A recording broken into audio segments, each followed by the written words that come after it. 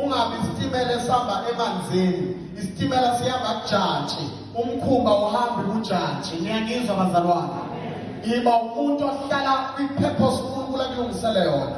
A second stage is stage preparation. Lapho uNkulunkulu ekulungiselela into akudalele yona nakulethele yona. Kulezi stage zombili thambisa umzimba enze njani? Ngoba kulezi stage lapho uNkulunkulu ezoxhoza yonke into engafani nalento akulungiselela yona. Kunezinto uNkulunkulu azoyisusa kuwe ukhale uthi wena Nkosi yami basuswelana nabantu. Zisuswelana lezinto. Ivalelwane leminyango. I have good news to tell you namhlanje. Ukuthi kunabantu abasuswayo ngoba kufanele ufike lapha bekhona. Kuneminyango evalwa ngoba maye iyavuleka ngeke uzufike lapha yana. Kunokhona kodlula kukho kuze uzothi kwamlungela. Bakhona abantu la yini. Likhona lento uzobayibhela lapho.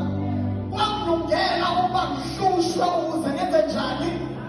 Kuneyimiso ngeke uyifunde eklasini kuthiwa point number 1. Kuneyimiso oyifunda ngenhlungu odlula kuyona. Leyo nhlungu odlula kuyona uyashape, uya being prepared. I-character yomuntu yakhiwa ehlane kuthiwa usekwaluseni. Kufika ibhere lithi lizokubulala. Ube nebhere kungekho muntu ozokubona. Kufika igonyama lithi izokubulala nezinto ey'gadile. Ukuze kusasa mawubhekana noGoliathi uthi ngilwe negonyama nganqoba. Uyazi indaba kushoda ubufakazi kulezi nsuku. Ngike ngathi ukuthi kushoda kanjani ubufakazi kulezi nsuku. Ngikubizile ubufakazi. I-first session ngikubizile ubufakazi. Nami la ngikhuluma khona phezulu. Ngiyazi ukuthi indaba.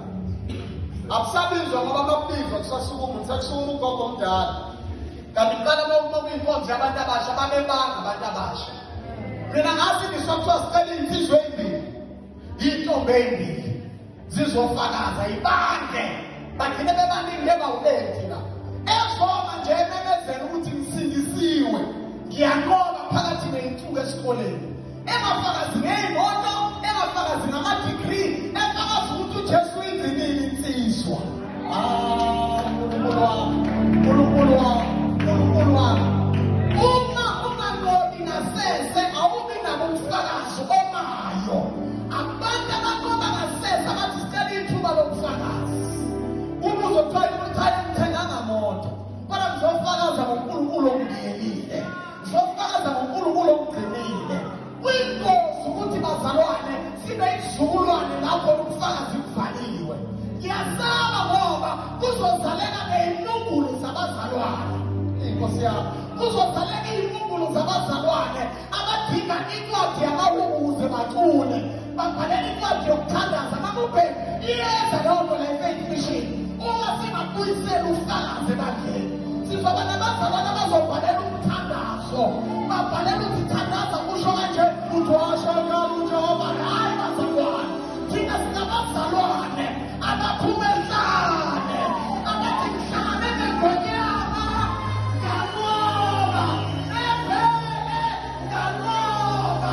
uJehova umbelusi wami noma ngahamba esigodini sethu kulomufa angikwesaba kuwo. So ama-stages lawo odlula kuwona. Stage where you discover your purpose. The stage lapho you are being prepared. There's a certain stage, there's a manifestation. Yonke into okade uyisebenzela bese uyayibona yenzeka. As a young person, into engiyifundile ukuthi we spend most of our times we discover the stage in preparation. That is why fanele sishumele lento ngoba khona fanele athole ithemba. Njengoba ngawuthola umsebenzi ukwi-preparation. Njengoba ungakashadelwa ukwi-preparation. Njengoba uzama ukufunda kungafundeki ukwi-preparation. Vuma i-preparation, thambisa umzimba.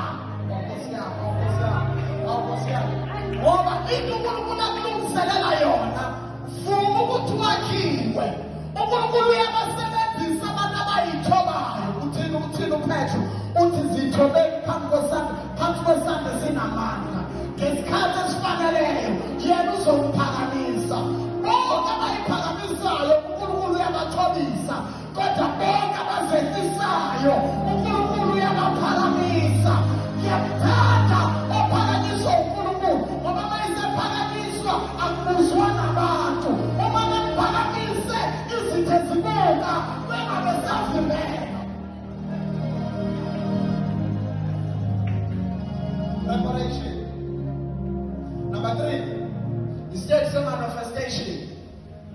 Stage manifestation. Now, let me help you how you discover your purpose. For those abafuna ukwazi ukuthi uNkulunkulu badaleleni. Khona umzala noma athi kimi ngina 25 years mina bazalwane. Mina ngina 25. Amen.